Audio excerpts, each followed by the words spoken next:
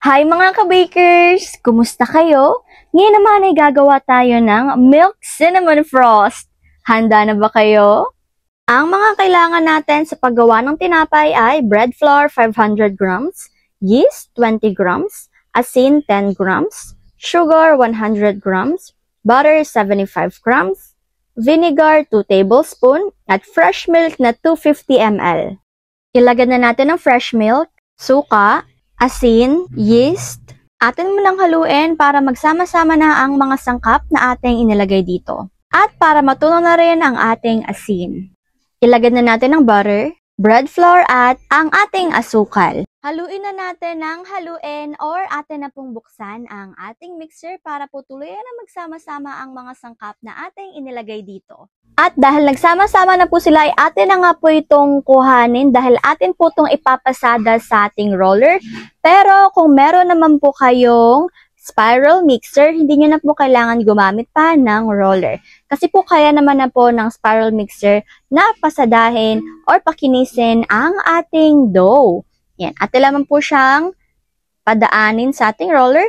At syempre po, kapag ganito na nga po ang kanyang texture, wala na po siyang hiwa-hiwalay, yung parang kulukulubot, at iisa na po talaga siya tigit sa lahat ay medyo stretchable na po siya, sobrang kinis, okay na po ito at atin na po tanggalin sa ating roller. Ayan, at eto na nga po siya mga ka-bakers, atin lang po siyang i-check, maglagay lamang po tayo ng kaunting mantika sa ating plancha. Yan, kakailanganin po natin ng plancha dahil atin pong ipapahinga ng 20 minutes ang ating dough.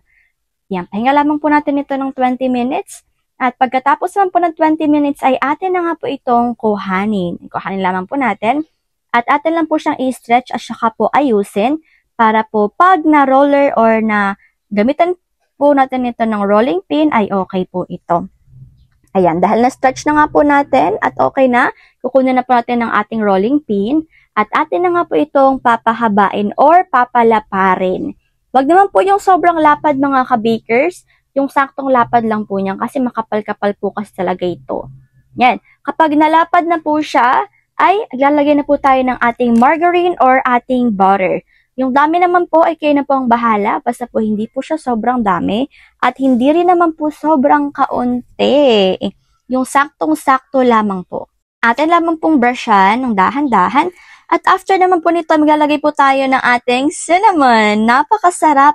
Ito nga po pala ay ating sariling recipe from dough hanggang sa cinnamon. Ang cinnamon po natin ay brown sugar 200 grams, cinnamon 1 and 1/2 tablespoon at naglagay din po tayo ng crushed peanut na 200 grams para po mas lalong masarap.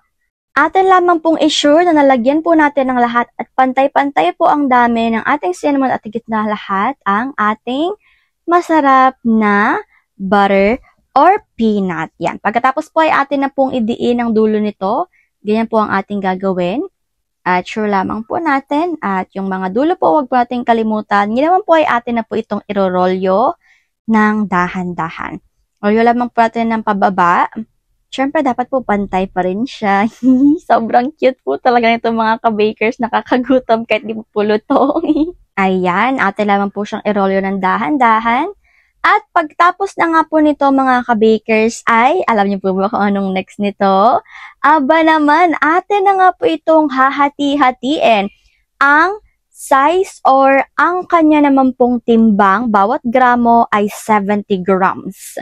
Nasa inyo na po yan mga ka-bakers kung gusto nyo po ba siyang dagdagan or kung gusto nyo po siyang bawasan. Depende po kasi yan sa ating kung ibebenta po natin, depende po yan kung magkano po yung presyo natin sa ating costing. Pero kung ito naman po ay inyo pong regalo, abay why not naman po talaga na medyo malaki-laki para po sa ating pamilya. Lalagay na po tayo ng ating makapal na mantika sa ating molde. Atin lamang po itong ihilera at depende po sa ating benta kung gaano po kalaki ang ating molde. Meron po kasi talaga na yung, for example, kagaya po nito, medyo mahal-mahal po yung benta dito mga ka-bakers. Or pwede nyo rin naman po siyang ibenta ng isa-isa. Yan. Kukuha po tayo, pag naluto na, kukuha po tayo ng isa, tsaka po natin ibebenta. Pero meron din naman pong maliit na molde, tapos maliit lang po yung hati natin sa ating dough, Tapos yun po yung ibebenta natin. Kasi po mga special po kasi talaga tong ginagawa natin na ating napakasarap na Milky Cinnamon Frost. Syempre po, pag nalagay na po natin ito, ay ready na po ito para maipahinga po natin ng 60 to 90 minutes. Pagkatapos po ng 60 to 90 minutes ay ready na nga po ito para sa ating oven. Ang oven temperature po sa taas ay 170, sa baba ay 190 at ang baking time ay 15 to 20 minutes lamang. After 15 to 20 minutes ay luto na nga po mga ka-bakers ang ating napakasarap na Milk Cinnamon Frost, pero wala pa po itong frost dahil atin po muna itong palalamigin. Sa mga nagtatanong po, bakit pa kailangan palamigin muna ang ating cinnamon bread bago lagyan ng frost? Dahil po, mabilis po kasing matunaw or natutunaw po kasi ang ating milk frost kung hindi po natin ito palalamigin. Dahil ito po ay butter. Okay, dogs? At ayun na nga po mga ka-bakers, ang napakasarap, napaka-yummy at sobra naman talagang nakakatakam kahit video pa lang. Ay, naku po talaga mga ka-bakers, nagugutom na po ba kayo? Kaya naman po mga ka-bakers, dahil malamig na po ito, atin na po itong lagyan ng ating frosting. Ano po ba ang frosting natin? Syempre, meron po tayong sariling recipe dyan. Ang atin pong frosting dito ay butter to 25 grams, powdered sugar 2 cups, fresh milk 1/4 cup, cream cheese 100 grams, at mayonnaise na 50 grams.